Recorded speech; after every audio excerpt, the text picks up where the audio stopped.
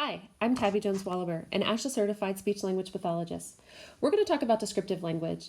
This is a way of providing lots of language input in engaging and low-demand interactions. Descriptive language is the use of core words to describe concepts, activities, people, or things in the environment, and it supports a whole host of skills. It supports receptive understanding of how to use language. It supports receptive understanding of core words and how they can be used to create meaning. It supports receptive understanding of how to use language to interact and to have back and forth conversations. And it provides the confidence and motivation that many individuals need to learn how to use language and how to use their AAC system expressively.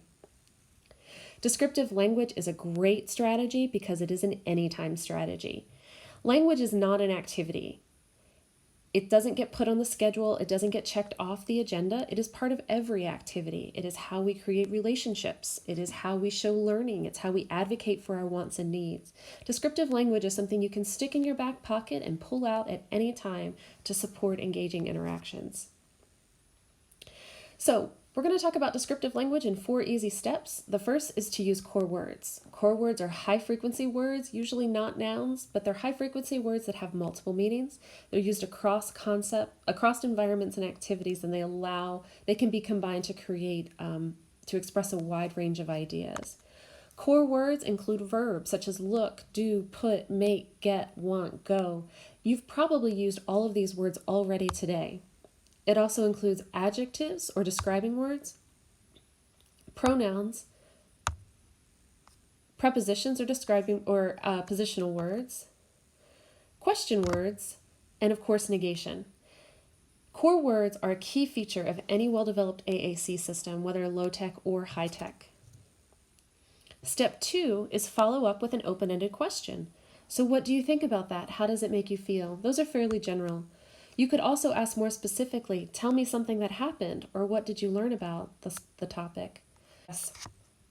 What connections they are making. So what part did you find interesting? What are your ideas, or what did that make you think of? Step 3, provide wait time. And wait time is characterized by an expectant look or an expectant pause that lets the individual know that you care about what they have to say and you are going to wait until they can pull it together to express it. But the child may or may not respond, and that is okay.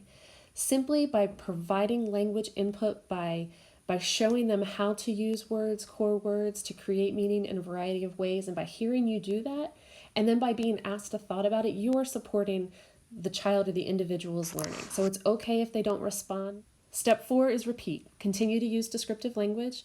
With AAC, this supports language development over time, across activities, across environments, and this is how language is learned. Descriptive teaching can be used to describe academic concepts, such as define.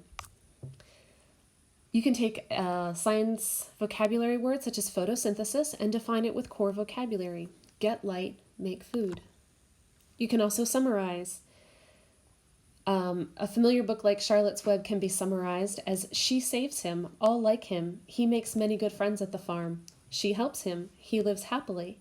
Now, of course, there's more fringe words that could be used to add more specificity, but the idea is that core vocabulary makes up a lot of the important ideas involved in summarizing. Core vocabulary can, of course, be used to describe learning.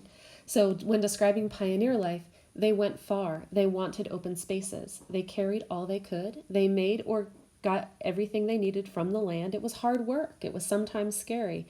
They saw new places and made new towns.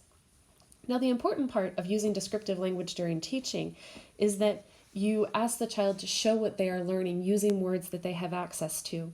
So if these are the words and the phrases that are used during teaching, they should also be the words and the phrases that the child can use to answer or demonstrate learning. So instead of asking, what is the word that means that plants get light to make food, in which they would have to come up with photosynthesis, you would flip that and you would say, what is the process by, or describe what you know about photosynthesis. So that allows them to use the words that they have access to describe what they are learning. Descriptive language allows us to talk, to describe the things around us. So, for instance, if we have, in this picture, if we had a sleepy kitty on our lap, we would say, he is tired, he is sleepy, he is comfortable. If a child is outside playing, we might tell them, you are hot, you are wet, you are having fun, you are silly. Images or experiences that are a little bit unexpected or absurd can also provide great language opportunities. So in this picture, we might say, he is so big. He is so furry. He or she is holding on tight. They are running fast. They look like they are having fun. In all those ways, we're talking about what we see and describing it. We can also describe using actions. So in this image, they are running, they are playing, they are chasing the ball, he is blocking it. When kids are doing crafts or other maker activities, telling them what they are doing and using those action words, you are getting purple paint, you are covering the top with blue paint, you are painting, you are making birdhouses. Everyday activity. So you are eating a big apple. So that brings in actions and attributes. Did you get it by yourself? And then when kids are playing, toys give us lots of opportunities for describing words. You are pushing the truck. It's a big one. Let's go get a load. And this is true of all types of play activities, whether it be puzzles or balls or blocks, you name it. Descriptive language also allows us to talk about relationships of things. So we might talk about positional or comparative.